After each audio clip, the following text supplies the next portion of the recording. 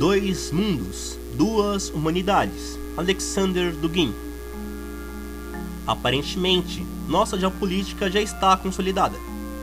Já se passaram 20 anos desde a primeira edição do livro Fundamentos da Geopolítica, que lançou as bases para a construção da geopolítica nacional eurasiana. O vácuo ideológico que flagelava nossa compreensão acerca de nossa própria posição na esfera geopolítica naquela época foi preenchido pelo eurasianismo. Antes disso, o mundo era por nós mensurado por meio de conceitos ideológicos, o campo socialista versus o capitalismo.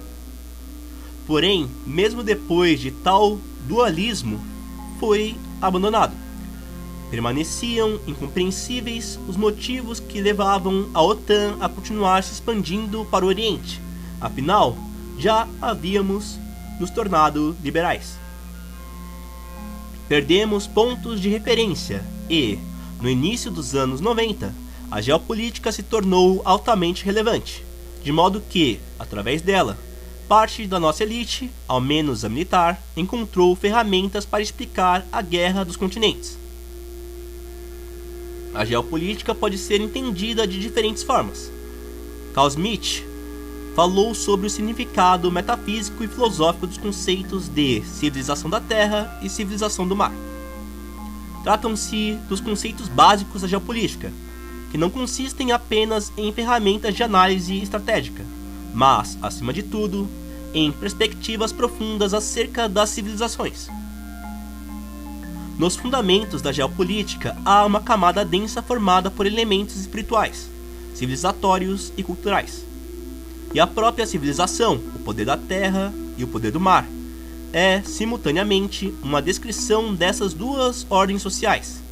Lembremos-nos do neoplatônico Proclo, que descreveu a geopolítica da Atlântida, no relato de Platão de Atlântida, a civilização marinha, em contraposição à civilização mediterrânea, a Grécia e o mundo helenístico. Paralelamente, o sociólogo Zygmunt Bauman introduziu o interessante conceito de sociedade líquida, uma sociedade fluida, instável em estado líquido. Tal conceito diz muito sobre o estado de coisas na era moderna, em que a sociedade é desprovida de estratificação social, ordem, limites, certezas, onde tudo flui de um lado para outro.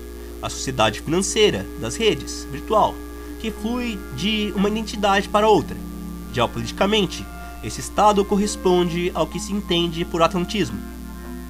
Mas, se estendermos essa compreensão ao contexto do poder da Terra, será possível falar também de uma sociedade sólida. Se o líquido corresponde ao elemento aquático, então o sólido diz respeito a uma sociedade solidificada e forte, fundamentada em princípios concretos, e existem constantes em tal sociedade sólida, joint and several liability, a reprodução das estruturas ao invés de sua dissolução.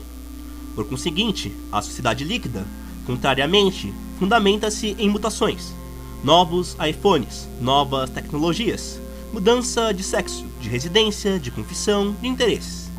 E, na medida em que se caracteriza como uma sociedade fluida, é a sociedade solidificada que lhe fará oposição, dois mundos, duas humanidades. Hoje, a contradição geopolítica entre a terra e mar se projeta não apenas sobre a geopolítica das relações internacionais, que inclui a Rússia e os globalistas, mas em uma decisão interna no nível da moralidade pessoal, onde estamos situados, na sociedade líquida ou na sociedade sólida. Não importa onde vivamos, quando me deparo com a liquidez infame da sociedade americana, com seus gritos odiosos, performances feministas e transgêneros destruindo monumentos, escolho me situar ao lado desses monumentos que, neste caso, representam a sociedade sólida, embora, aparentemente, eles me sejam halógenos e inapropriados. A sociedade líquida é uma meta-ideologia. Você pode estar banhado em sua repugnância e apoiá-la também a partir da Rússia. No que tange à sociedade sólida, os guardiões do poder moral da Terra são nossos aliados, de modo que a geopolítica torna-se, nesse sentido, um problema moral. não se trata apenas de um método de análise da situação internacional, mas também de uma questão de escolha moral. E você tem o direito de escolher, mas a responsabilidade será sua.